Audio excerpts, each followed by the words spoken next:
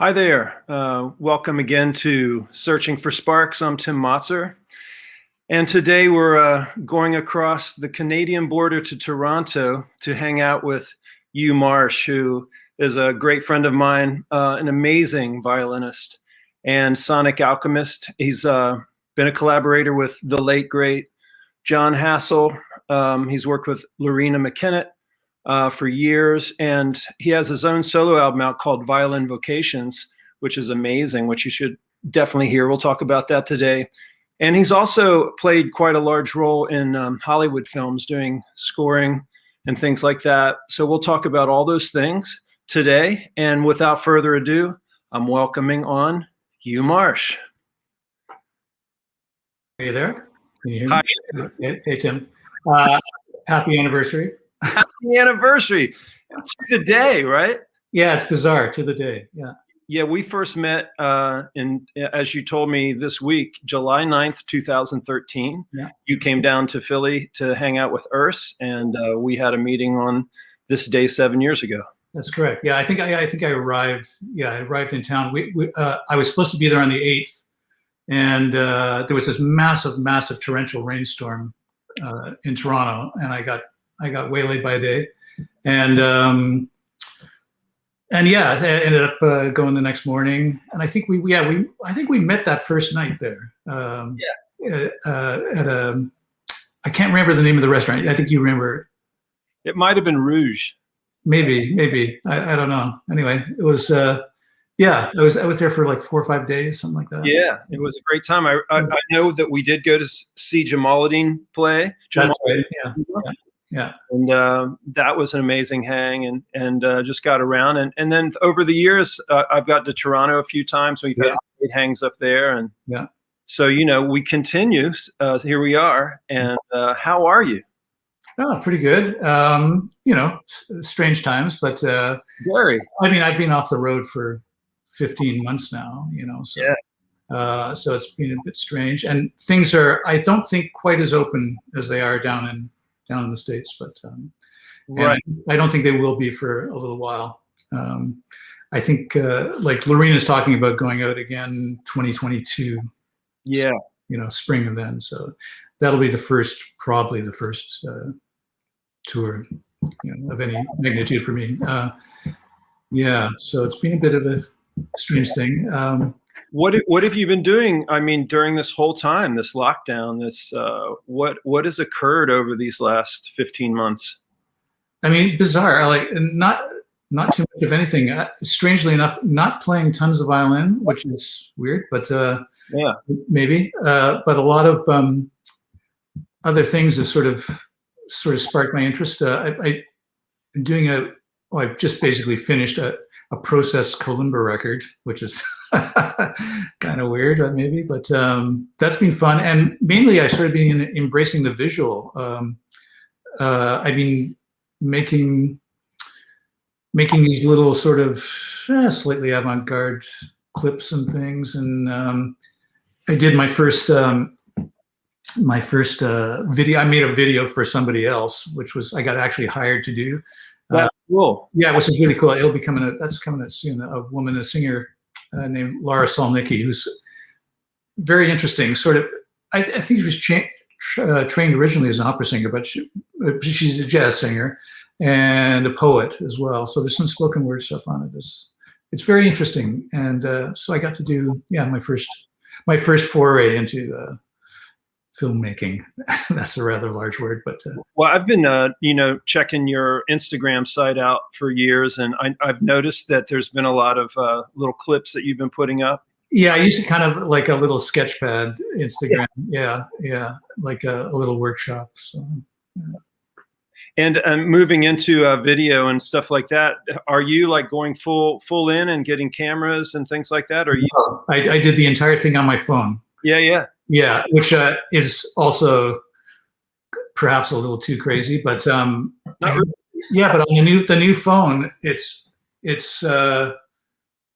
can do a lot of stuff. My only thing is, like, I can't do things like complete overlays or things like that. But there's a lot I can do, and a lot of interesting things.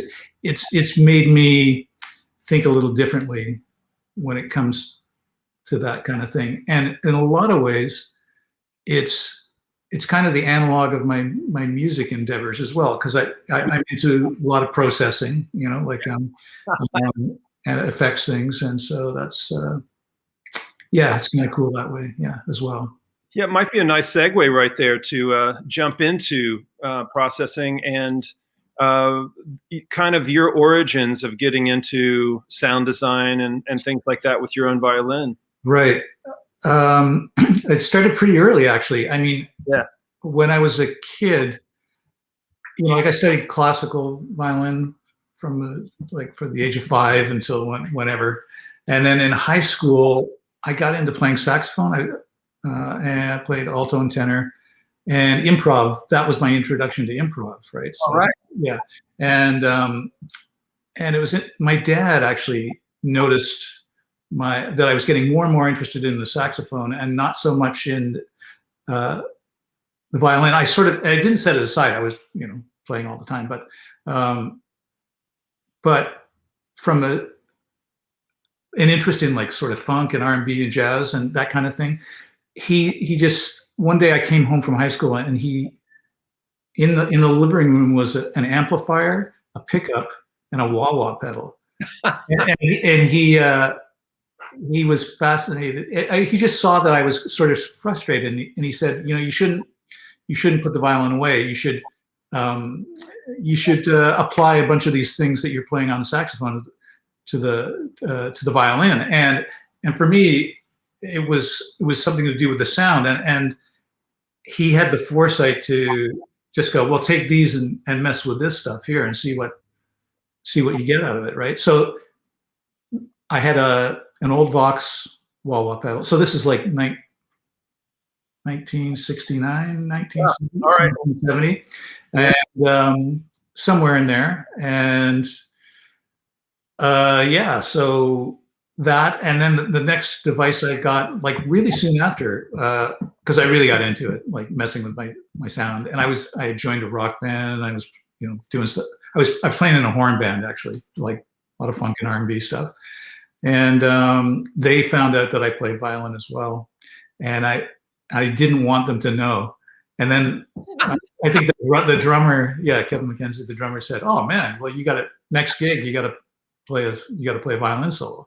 And so they got me to bring out some gear and stuff, and I did. But and then I really got into it, processing. And the next thing I bought was a ring mod, the old Maestro ring mod, and because I started to listen to, I was always listening to horn players, like trumpet players, saxophone players, and a friend of mine hit me to that Don Ellis recordings, right? And he always used a ring mod and wah, right? So I did that, and then yeah, you know, all the regular progression with Echoplex and all those stuff that I've gotten rid of, which I regret getting rid of, you know, some of it. But and yeah, and I guess the next big thing for me was actually hearing Jon Hassell, like the Possible Musics record, around 1980 or so. Yeah, and a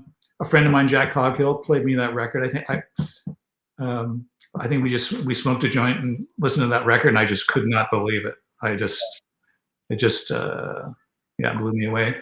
And then the next year, I had just moved to Toronto at that point, and I'd come back to Ottawa and hung out with Jack and heard this record. And 81, I just come back from Europe with a singer-songwriter named Bruce Coburn, and that week, Jon was playing at the Ontario, what was it, the Ontario College of Art, and just a small little gig, and I couldn't believe it. We went down, and it was, yeah, you know, amazing. And then I sort of been chasing that sound forever, you know. What a sound it is. I think the first time that I heard that album, as well as Power Spot, was probably 1988, because I remember I had a recording session that day. And the place we were recording in, there was a turntable and a bunch of records laying around in this kind of lounge area, this living room kind of area. And those two records were there, and we put them on. We're just hanging out. I'm like, wow, what is this? And it was like an immediate changes your musical life, right? Totally. Yeah. A whole other language that I hadn't heard before. And something about, I mean, the core of Jon's sound is actually his acoustic sound. It's just incredible. It's beautiful. I mean, there's the record that he did with Ry Cooder, Fascinoma, where there's nothing on it, but I mean, that's Jon, right? And you can hear that. It's an amazing thing. The thing I liked about it the most was that you're taking an analog sound, combining it with electronics, but the electronics they're not there as a toy. They're not there as an afterthought. They're combined, and he makes the electronics sound organic, if that makes any sense. Yeah. I've always thought about his sound because it's breath, Yeah, totally. And that's the thing that, we're playing with strings, which is vibrating, and that's how beautiful is that. But when it comes down to the breath, that informs his sound so beautifully. Yeah. Well, we're here at Jon. We're talking about Jon, so perhaps we should stay here for a minute. And we're all saddened by his loss, and my blessings to you for your good friend. I know you spent a lot of time with Jon over the years, and actually joined his band in 2006 or right around there, right? Yeah. And I was wondering if you could maybe talk a little bit about how that came together, meeting Jon and joining his bands, and some of the work that you guys did together, as well as the tours. Yeah, I mean, I only did one tour with him, but I ended up working with him quite a bit and on the last two records, and actually living at his place in LA. But the first time, I mean, I always wanted to send him his tape and talk to him, and it was years later. It was like I want to say like 2005, and all I did was I looked up his name in the phone book, the LA phone book, and I finally realized, oh my God, you can do that. And I had already been going back and forth to LA, working on different film projects since like '98, and I just figured, oh, what the hell, I'll send him something, and I had always done this thing where I would record the DAT, like improvs, a lot of processed improvs, free things, and I completed a record with a friend of mine named Barry Romberg, who had a band called Random Access, and it contained a lot of playing that I really liked, that I felt I was starting to feel comfortable in my own sound, in the same way, like my use of electronics. I felt really good about it, and so I sent Jon, I think, like 3 tracks from that, along with a bunch of improv stuff on it. It might have been a DAT. I think I sent him a DAT, and anyway, he called me about 2 weeks later, and it was funny too. He said, "Yeah, he smoked the joint, got really high, and listened to that." And he said, "How would you like to come on, do a tour with me? I'm touring in Europe in the spring." And I went, "Yeah." And so we did one of the editions of the Punkt Festival in Norway. Toured like in Italy, and I want to say Slovenia, Serbia. Anyways, it was a cool band. It was with Peter Freeman on bass and Steve Shahan, the percussionist. It was that quartet. And, wow. Yeah, it was a lot of fun. Yeah. You remember what album that was out that you might have been supporting at that time? Yeah, we were supporting the Marifa Street record. Oh, right. Yeah, and I hadn't actually done any recording with Jon at that point. And then what happened was, because I was going back and forth to LA all the time doing film stuff, I always would talk to Jon or go have lunch with him or dinner. Yeah. And then at one point I got him on a film the number 23, Jim Carrey. My friend Harry Gregson Williams, the composer, wrote the score for, and they were looking for a certain voice, and I said, "Oh, let's get Jon on this," And that's fantastic. Yeah. So that was fun. And then what happened was, we just sort of continually, would meet and stuff after that. And I can't remember. There was a lull in recording there for a while. Yeah. And then 2015, I moved down to LA. And I called Jon and he said, "Come and live with me. I've got an extra room here, right?" And I went, "Yeah, okay, great." And I was supposed to, it was a weird turn of events. It was a kind of big shakeup in my life. And I figured, okay, I'll try the LA thing for a while.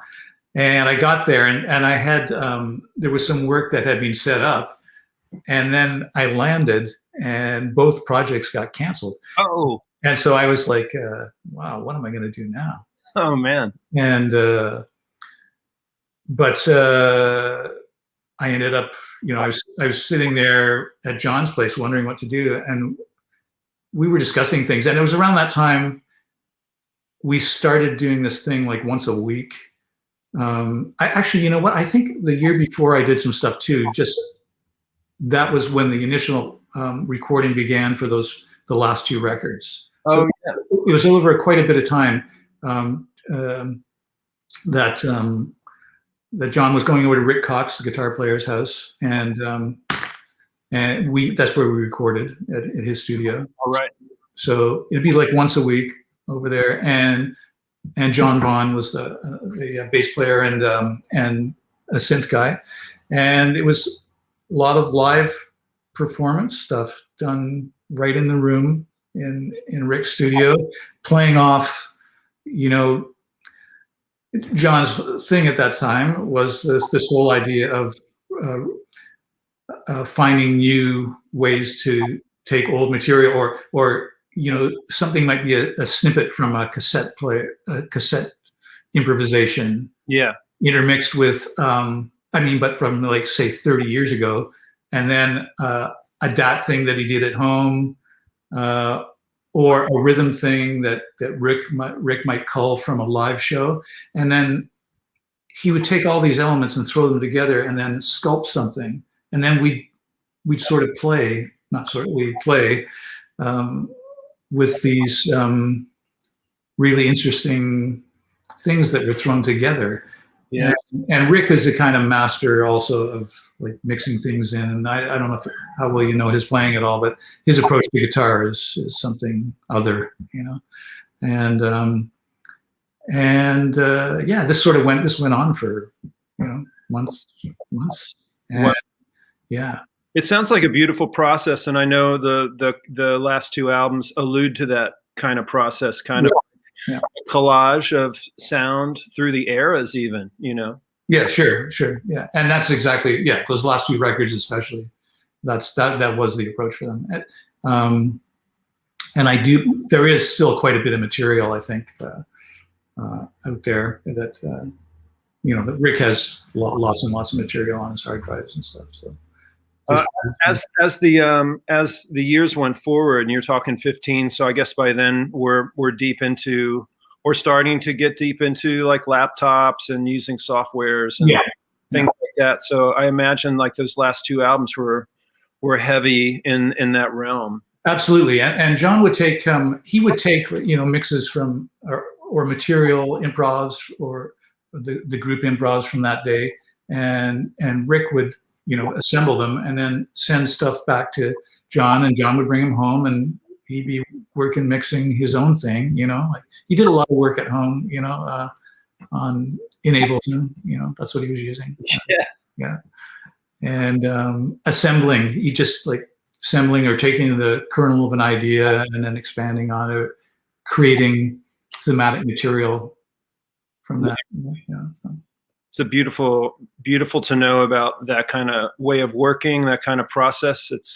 In some ways, it's even as far back as his earliest records, that was happening. But with the advent of, Ableton Live and some of the current tools, you can do so much now, Yeah, no, I mean, I have it there. I have a couple of pictures that I took from Rick's session, and at one point, there's John Vaughn, John, Rick. I was the only guy without a computer. I had, racks of processing, but I was the only guy without a computer. And John Vaughn had set up some beautiful routing patches and things for John. And all the computers talk to each other, and so there was a lot of interesting things came out of that as well. That kind of cool. I spoke to Dino J. Dean fairly recently, and we did an interview here on Searching for Sparks, and he was telling me about his days with John as well. And I think the last ECM record that he did, it was with Jan Bong, and Dino was out on that, and both of those guys had sampling rigs and live sampling, and they were grabbing different musicians and music and throwing it back out.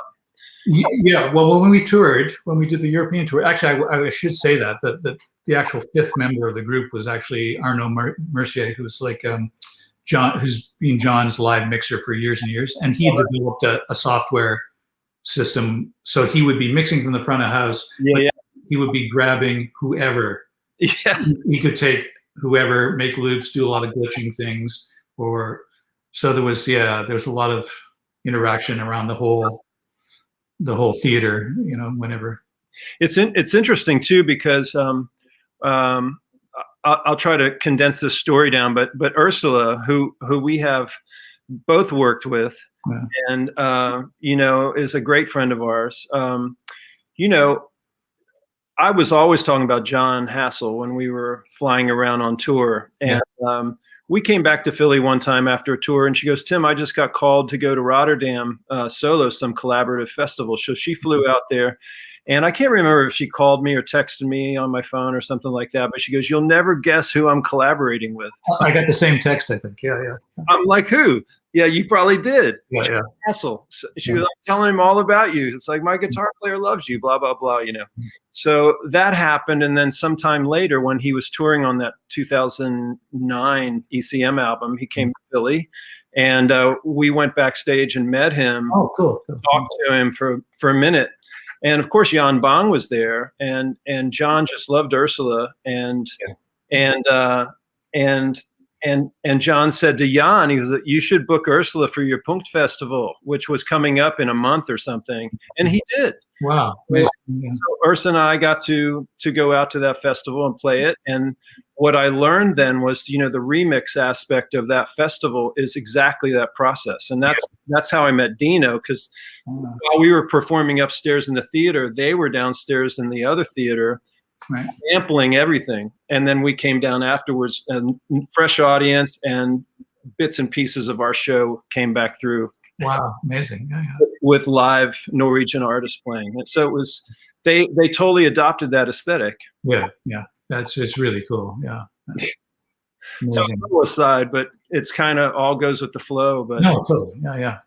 I mean, it's such a huge loss, and I know that you've told me that John had been sick for quite a while. So, it's like, I just feel that he had such a huge impact on the world of music. And I was wondering if you could just speak on that for a second.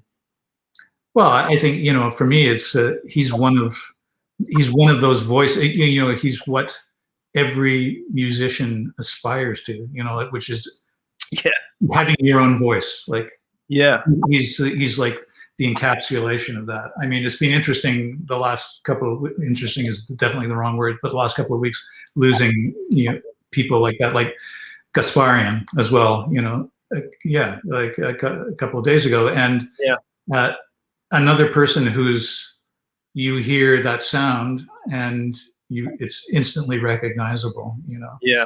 I mean, and to me, that's the thing about, I mean, John is this exact same, one note and you recognize somebody. That's pretty rare, right? So it's Absolutely. but the other thing about Jon is, I think, is his he was such a beautiful conceptualist. I mean, one of the joys about living with him was being able to, like, we take it was a very regimented. Jon had a real regimen. Living in the house with him, there's a lot of rules, but we would take a break around dinner time, and those conversations were like always really amazing. We talked for a couple of hours around dinner, and about everything, about his childhood, about his ideas on different things. I mean, really interesting things. Yeah, I mean, I should bring a story up, but there's just so many of them. But like he would, and it wasn't, he was just a thinker, and he would just pull all these other things in. It could be literature or film or just anything from the arts, painting, like everything. He would pull on all these things, and somehow it found its way into his music. Like makes a lot of sense. Yeah, I think he was also a visual guy as well. Like, yeah, he saw. Well, I mean, yeah, I think for sure he was. Like, and his relationship with Maddie, the painter, and yeah, all those things played such an important role in his music. Yeah, Maddie did one of his earliest album covers, and I can't remember the title of that one. Yeah, either can I can see it in my head. There's a couple of them, right? He's done it. It might be Earthquake. I'm not sure if it's that one. It's I'll have to look it up, but yeah, there's one with there's a kind of an Indonesian rice field. Yeah. Can't remember the name of it. Yeah.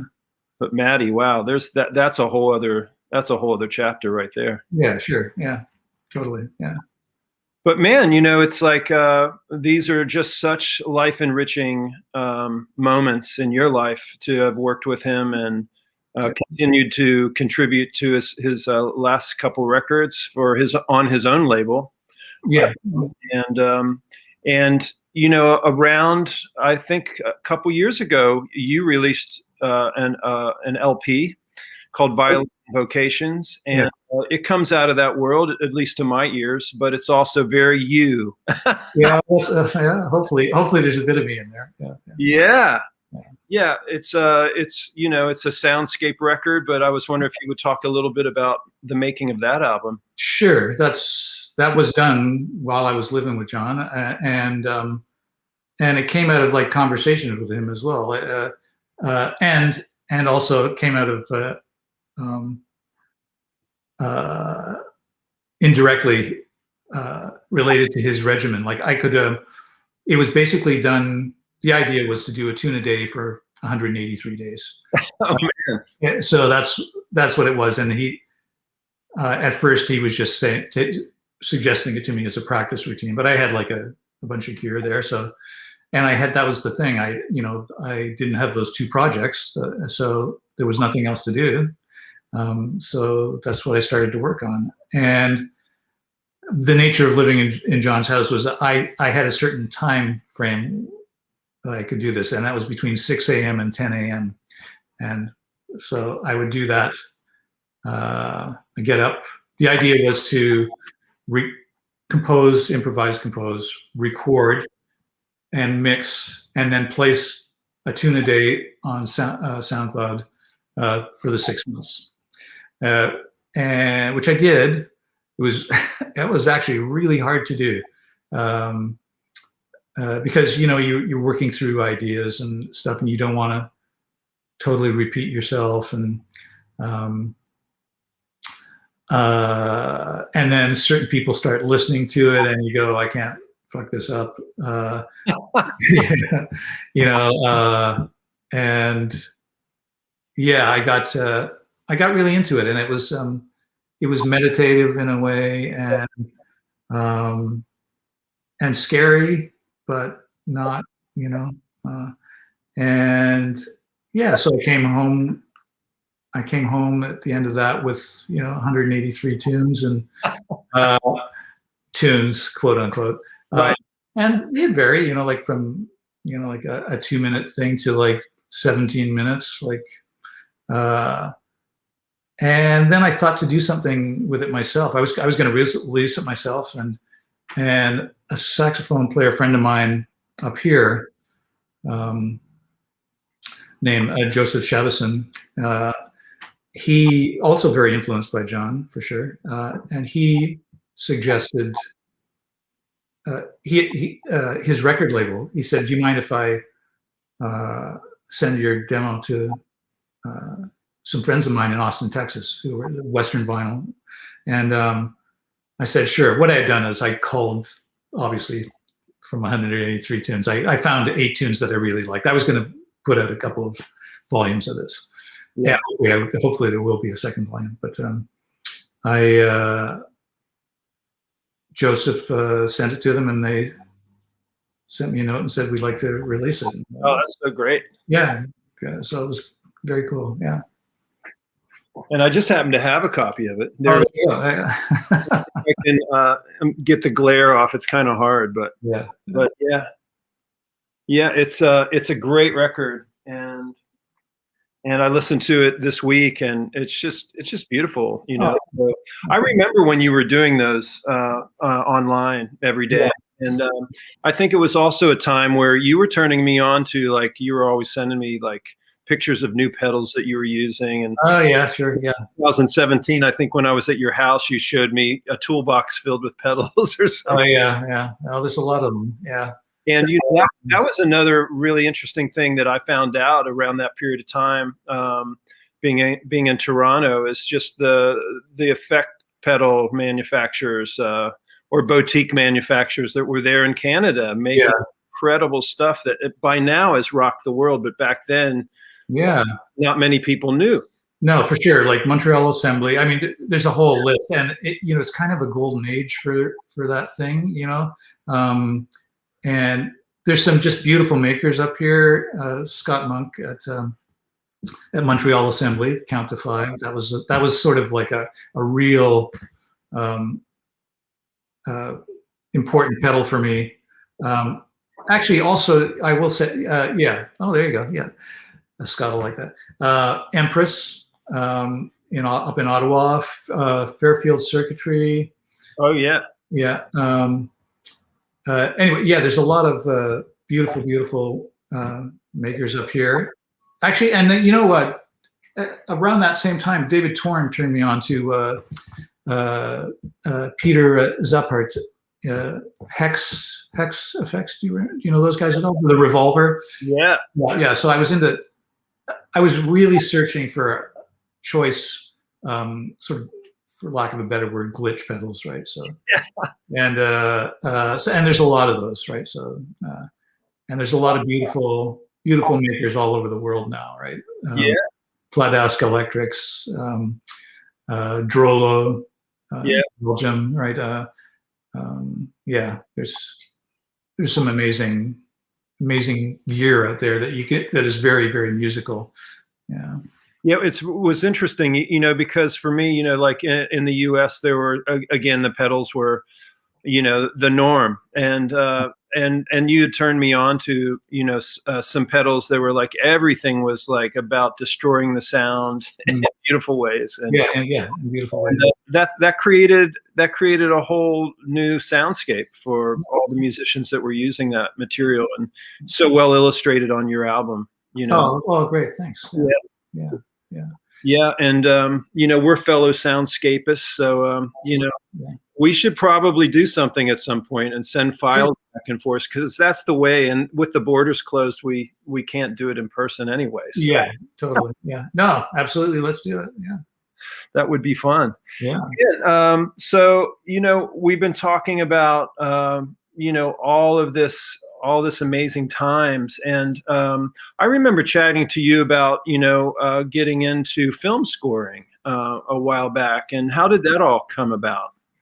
Well, I don't, to be honest, Tim, like I don't score as You much. don't score, but you play on score. I play on them, yeah, and I was really lucky that way. I mean, that started in 1998, and the story is, I think I have it right, but I don't know the real story about it. I mean, because there's a bunch of players in the back, actors or in the background in the story, so it's actually literally. But I had been touring with Loreena McKinnet, and we were doing 2 nights at Universal Amphitheater in LA. And on the last night, 3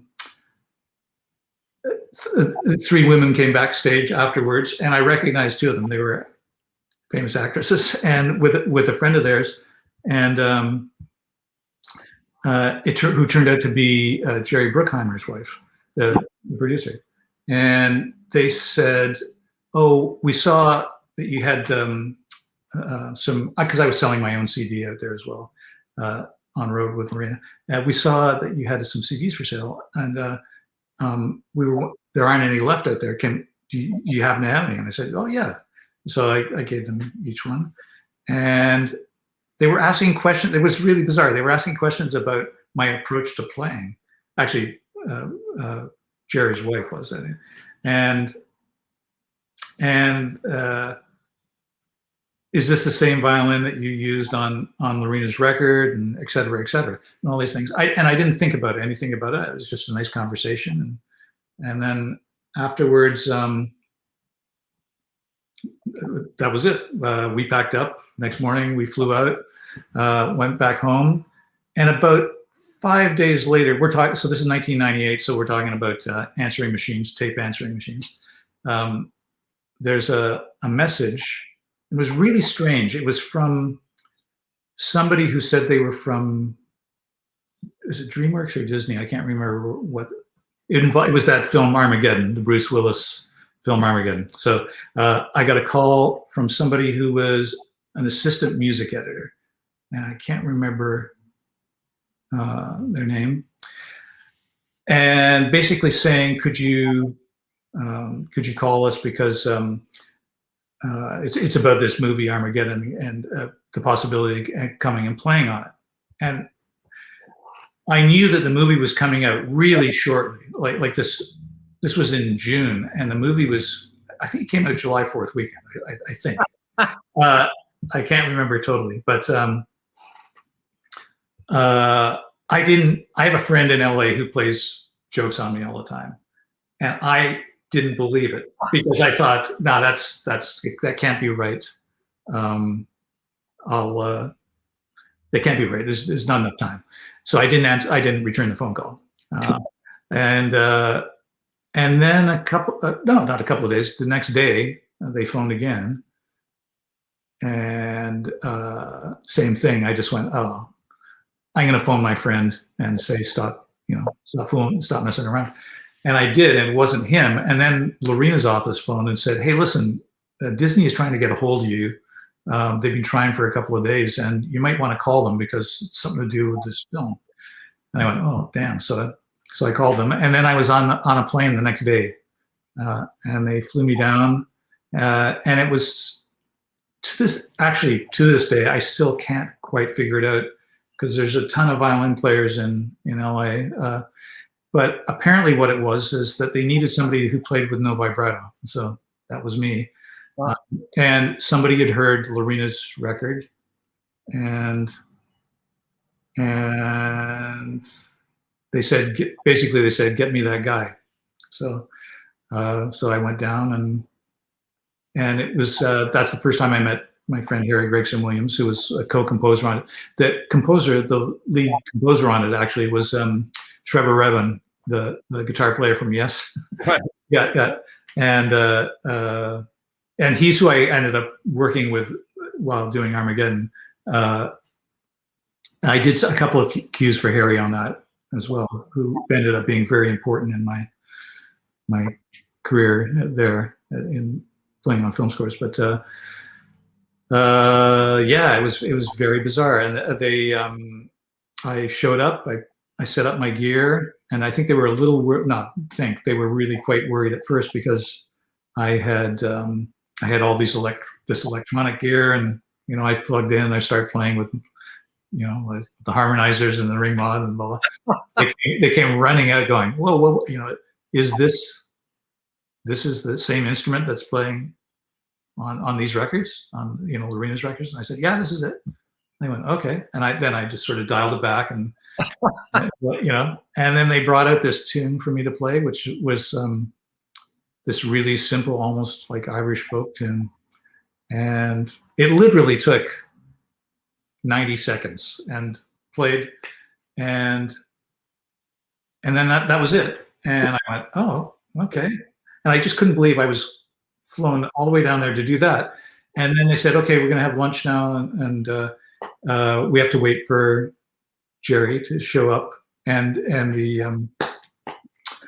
the director, and Michael Bay, and they showed up about an hour and a half later. They said, would you mind waiting outside? Fine. And then they called me in, and Jerry goes, okay, play that again. And turns around and says, that's fantastic. And then he looked at Harry and Trevor and said, what else is she playing on? And they sort of looked at each other and said, well, I just thought it was these two cues. And then they said, and they just looked at me and said, well, what are you doing for the next week or so? I said, nothing. And they said, okay. And they went about like finding places for me to play all over the score. So it was really bizarre and quite cool. You became like the musical character in that film. For some, actually, I don't know whose character it was, whether it was, well, now when I think about it, I can't remember if it was Ben Affleck or Liv Tyler. I can't remember. I have to rewatch that sometime. Yeah, you'll hear the sound there. Yeah. Anyway, so that happened, and then I came home and thought nothing more of it, thinking that was a really interesting experience. And and then I actually think like a year went by, or close to a year, and a friend of mine said, you should send a tape to those guys, and of what because I think in the beginning they thought all I did was play Irish fiddle music, and what happened was I said, okay, yeah, I'll so I put together a tape, same thing that I did for Jon. I put together a DAT tape with all this different stuff and different sounds and things. Yeah.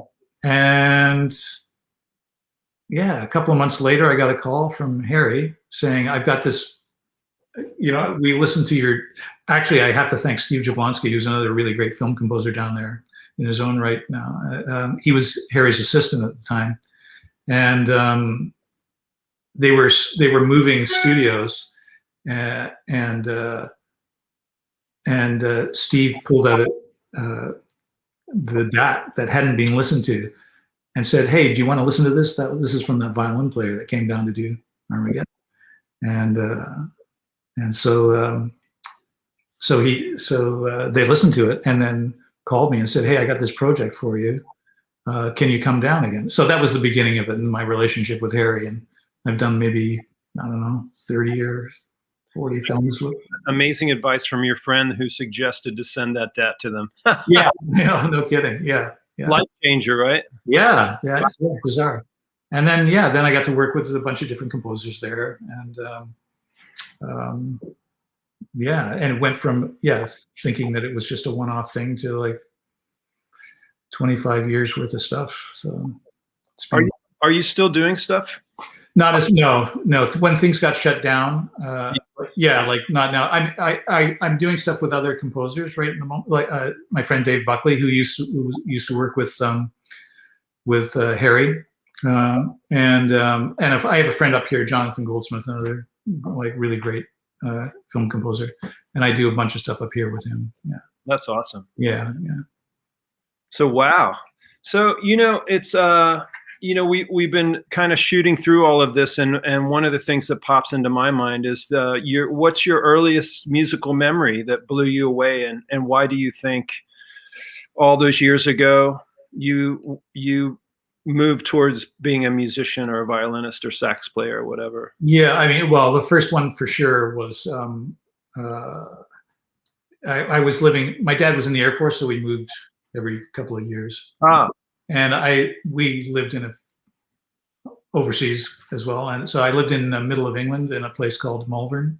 wow. And would have been, this is 1965, 66, and I saw, oh well, I'll never forget it, Hendrix on Top of the Pops, the show, and I was like, so I mean, it was like a dream. It was like the best dream you ever had.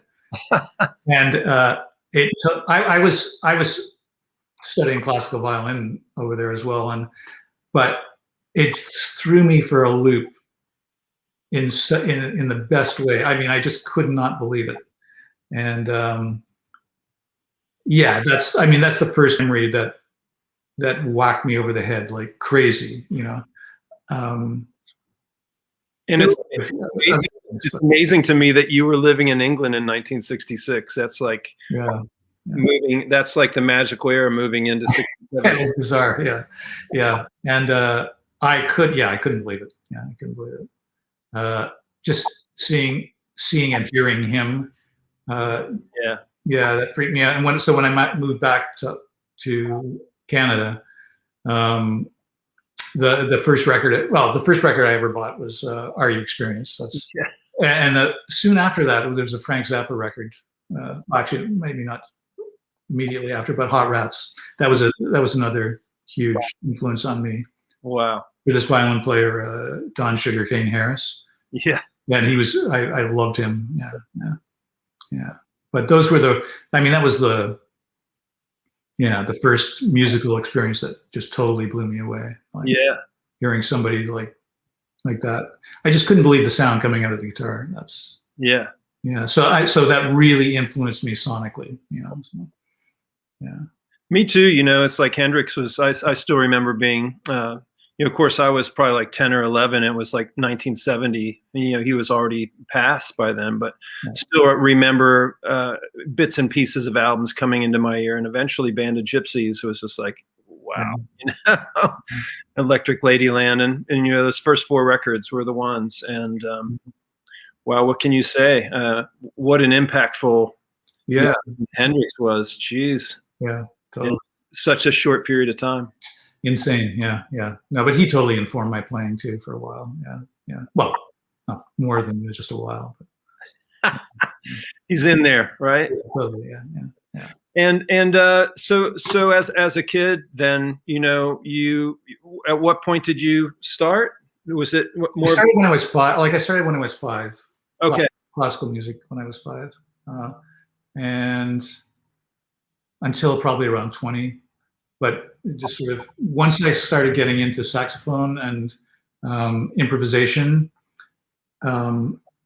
classical music just fell by the wayside. But as far as studying and all that stuff, I left it. The other thing that was really fun for me was when I was still a kid in Ottawa, and I used to sub for all the people in the National Arts Center Orchestra whenever a show would come in. So I got to play with like Dionne Warwick and sings, like early shows like with her, Rod Stewart. When I did a thing where I was like king of my high school at that time, I remember, because we did 3 shows, like Montreal, Ottawa, and Toronto, playing like the giant hockey arenas, and he had a quartet. He had a string quartet. We were all dressed in white tuxedos, but it was that that band where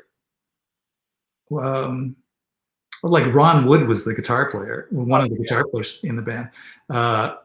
Great. Carmen Appice, Phil Chen. It was that band, right? And so we got to play like 3 tunes as part of the string quartet. And I remember that one specifically because nobody from the Art Center Orchestra wanted to do it. because they wanted to attach pickups to the bridge, and nobody wanted anybody. Don't touch my stuff. Yeah, don't touch my, however many thousands of dollars violin, right? Yeah.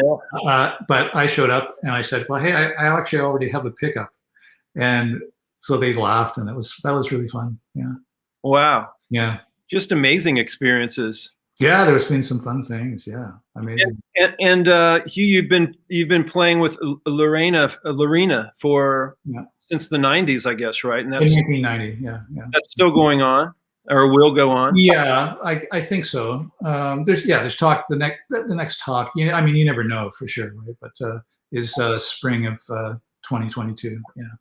Yeah, and maybe talk a little bit about that project and the touring. You've been doing that for a long time. And, yes, yeah, yeah, and all that. Yeah, I mean that's the gig that's taken me around the world. Basically, like got to do some beautiful things and see a lot of amazing places. The touring in 2019 was really, really astounding. Like we played.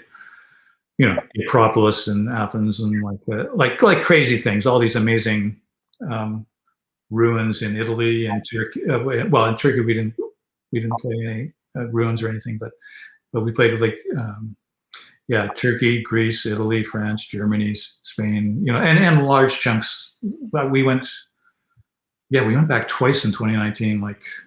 It was a few months actually of touring. Yeah, and that's taken me all over the world. I mean, and also to meet some amazing players too. Over the years, she records all the time for the most part at Peter Gabriel's place at Real World. Yeah. So we've been able to spend quite a bit of time there. And there's always like a revolving door of amazing musicians that she's had on the records, from Turkey and from Greece and from everywhere. But yeah, amazing. Over the years, that band has been like just incredible players in the band. And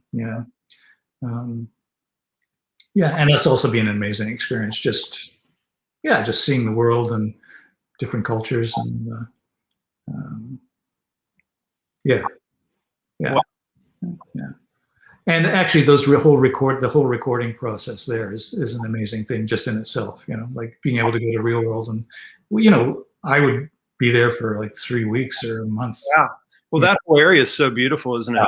Yeah, gorgeous. Yeah, it's beautiful. Sounds like a great place to be and wake up to every day. And because we were in the big room, you get to stay in that little manor there, right? So so you wake up, you go downstairs, and it's hysterical at that place. I mean, hysterical. It's great. I mean, there are like input boxes in your bedroom if you want. I don't know if it's still that way, but that's what it used to be. You could, totally wired. Yeah, totally wired. Yeah. That's beautiful. Yeah. Yeah, I've never been to Real World. I'd love to go there sometime. Was anything unique of your 3-week stay there that pops into mind that just blows you out? I mean, just being there, it probably, but it's crazy. I mean, there's total crazy stories. I mean, from Joe Strummer from the Clash to Flora Purin, Airto, Miriam Makeba, and the other great thing, like Sinead O'Connor, Sade, I mean. It's a community, breakfast, lunch, and dinner. Everybody sits at, this big long table. So, it could be whoever. I mean, Peter's there all the time, right? So you'll be sitting having a cup of tea with him, or playing ping pong with him, or crazy stuff, right? Like this is stuff like out of your dreams, right? Yeah, totally. And you just get to hang there and do that, and then walk across. It's also very different than any other studio I've ever been in it. Even though there's different rooms, right? At the time, there was a few different record rooms and such, but there's sort of an open door thing. Like it's not like you would find in, say, going to LA, or if you were where it's like closed session and nobody can talk to anybody. It's so relaxed and conducive to creativity. Yeah. And the fact that everybody hangs together and has breakfast, lunch, and dinner together, you talk about things, or what are you working on? Oh, we're doing overdubs today. Oh, did you want to come in and listen? Sure. That's beautiful. Yeah, it's amazing. And the way they run the studio it's beautiful, and yeah, and like you say, it's an absolute gorgeous part of the country. This, it's hard to beat. It's really hard to beat. Yeah. That's awesome. Yeah. So that's been an amazing experience as well. Yeah. Yeah. Yeah. And so much came from your association. Like, I'm just thinking out loud, but the fact that you were touring with her led to your being able to record in LA and work on films. Yeah, totally. A lot of stuff happened there as well. That's absolutely so beautiful. Very key. Yeah, all these things. Yeah, no, I know. It's bizarre how one thing moves to the other. Are there any key albums of hers that you would recommend that you play on? Well, I played the first one, The Visit, I guess. There's stuff with, the three in a row. I'm going to forget. This is unbelievable. I can't believe I'm going to forget the names of them. But sorry.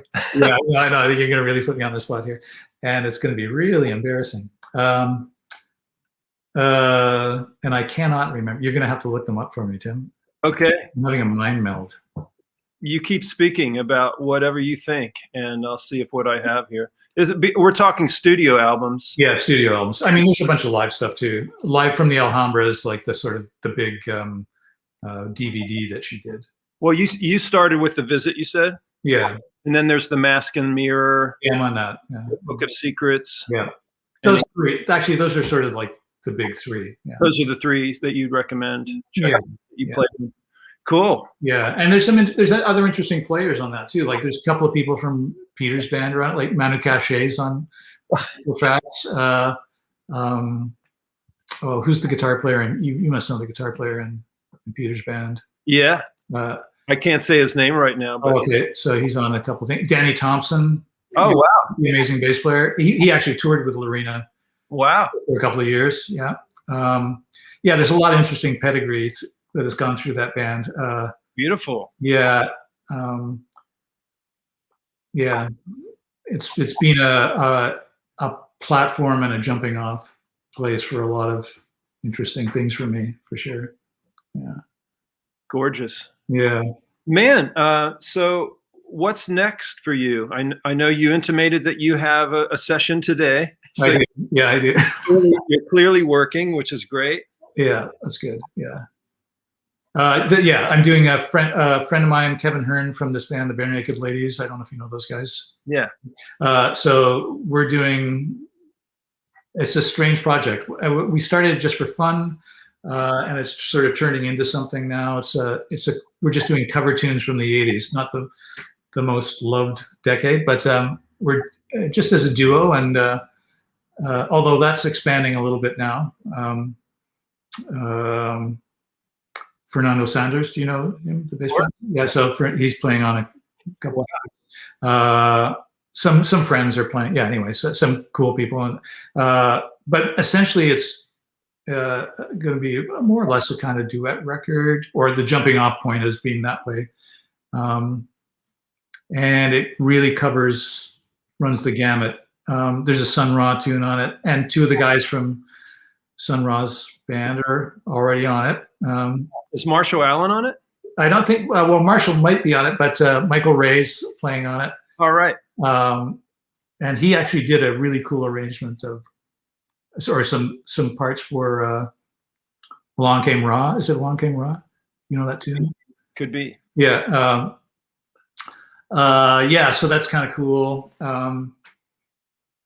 And we've been doing accompanying videos for these as well. So there's like that, an OMD tune, there's a Dylan tune, really obscure. Today we're doing a Kate Bush tune. Which one? What's it called now? See, I'm going to forget that too.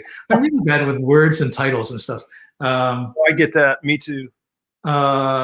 Is it Wondering Without You, or what's it called? It's off the really famous record. Hounds of Love? No, well, the one, is it Hounds of Love? Could have been. Okay. The one running up that hill and all that?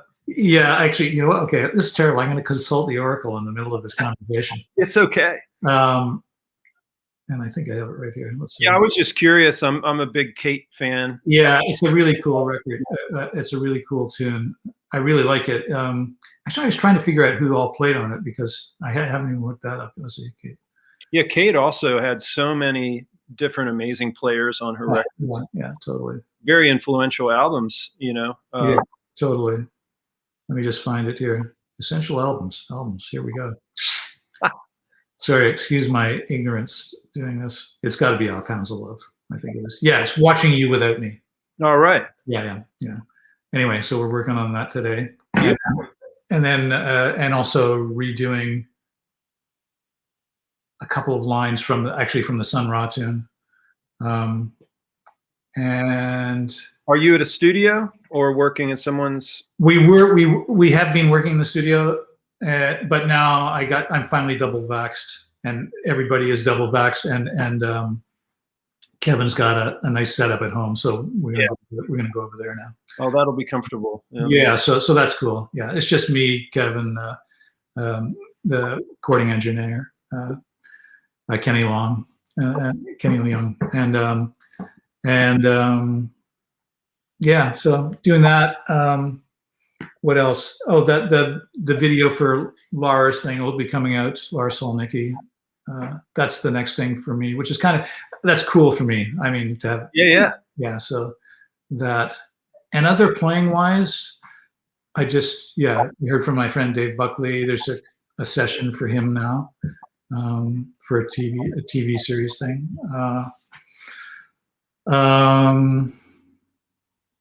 What else is going on? There's always something. Yeah, there's a rock band that I play on up here called the Rheostatics, and there's a couple of little tunes being passed around. We haven't really talked over the last year or so, but that's like a pretty huge band up there, right? Yeah, it's a big big band up here. So there's some songwriting going on there, and that's great. Yeah. And I remember seeing you probably before, I'm assuming before lockdown, you were playing with Alex Lifeson from Russia. Oh yeah. So Alex was because Alex came, he came and sat in with us. He sat in with us a couple of times. Yeah. With that band, Rheostatics. Yeah, with the Rheostatics. Yeah, he's friends with Dave Bedini, who's the lead singer in that band. Yeah. So you never know. Yeah. Things can happen. So yeah, it's interesting. You know, the whenever I've been to Toronto over the years, starting in '97, playing up there and stuff like that, I was always fascinated with Toronto and also Montreal and Quebec City, and you know, I played in Hamilton also, but just the scene. I love Vancouver, which is the whole other side, but specifically about the area you're in, it's always been, to me, from my point of view, such a music mecca and art mecca.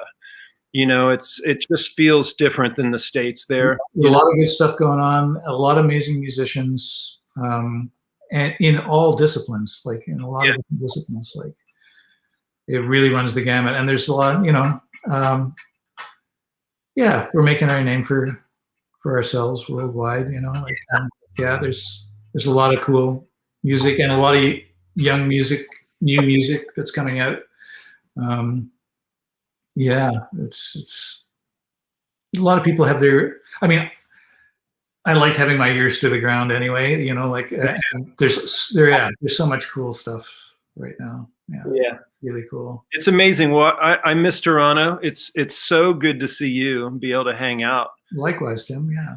For the first time in a few years, and celebrating our 7-year anniversary at least. So cheers to that. Yeah. Cheers. Yeah. And man, thanks for spending the time. I think this was really beautiful. Just talking about, you know, Mr. Hassell and your whole kind of musical career. In a sphere of moments. There you go. It seems like such an amazing life, you know, that you've led up to this point. Like, yeah, I've been very lucky. I'll say that. That's for sure. Very, very fortunate. Like, there's been a lot of sometimes I feel a little bit like Zelig, like sometimes, but yeah, seen a lot of stuff and got to play with a lot of amazing people, and yeah, it's been I've been very, very fortunate. Yeah. That's awesome. Yeah. Man, so let's continue to be in touch, and let's see what happens in the future. And so great to see you. Thanks for being on Searching for Sparks today. Hey, likewise, Tim. And please say hi to Urs for me too, okay? I'll do that. Yeah, work with her. Yeah, I want to work with her again for sure. Me too. I think we should all do that. Yeah, I know. You know what? Actually, I have to say something about that too. I don't. What I want to say is like, yeah, I remember seeing that there's a documentary about Urs, right? I can't remember. And Amir said, I remember in the trailer says something like how Ursula was his savior, like because of that. I mean, I'll never forget that. The first time I heard that recording, the unlocking, and I mean, it stopped me dead in my tracks. And I mean, I remember being stunned in silent. Yeah, for like a few minutes after, and then put it on again. I mean, I love that record, but that is a closer. I mean, it slayed me. Anyway, what I want to say, and I don't know if he'll ever hear this, but I think he should produce Urs. Shouldn't he? I mean, like, I think it would make sense. There's so many years have gone by, and the thing is, I don't know what's really going on, because I know that they did some kind of video just this month. Oh wow! Okay, cool. It was Amir on drums. It was live, so I don't know anything about it, but I want to find out, because we're supposed to meet up soon, me and Urs. And okay, cool. It was Amir on drums, Jamaluddin Takum on bass. Oh, no, that's just killing. Warren Evans on keyboards. Wow. And I'm not sure who else was on it, but yes. That was live? I think it was some kind of video session, and I don't know anything else. I just saw a photograph that this happened, and everybody was there. So it was a surprise. Wow, amazing. Actually, that would be just a killer rhythm section too. Right? Oh yeah. And Jamaluddin, oh my God. Jamaluddin was the first person in Philly to actually work with the Roots before they were the Roots almost. I think. Yeah, he did some really early records that I think are obscure. No one's really heard them. But I'll tell you, I got to play with him at the Montreal Jazz Festival. Yeah, I was playing with another friend, Merjan Dede, a Turkish artist. Oh yeah, and Merjan was like the big featured guy at the festival that year. Yeah. Afterwards, there was this giant jam session at a club called the Spectrum, and Jamaluddin came up, and I played with Jamaluddin because he had done a record with Peter Murphy. Oh yeah, that's right. Yeah, and Peter and Merjan had produced it. Anyway, Jamaluddin came on stage, and it was a DJ set mainly with me, a drummer, and Jamaluddin, and we got into this thing. I'll never forget that either. Jamaluddin started like quoting like "Skin Tight" or something from Ohio Players, and I jumped on it right away. I think it freaked him out. But it was one of the best experiences of my life too. Like we just ran down a bunch of like these sort of quintessential funk bass lines and things. I was doubling him on a bunch of stuff. He knows them all, and yeah, exactly. And anyway, it was that was an amazing thing. And every now and then I think of him.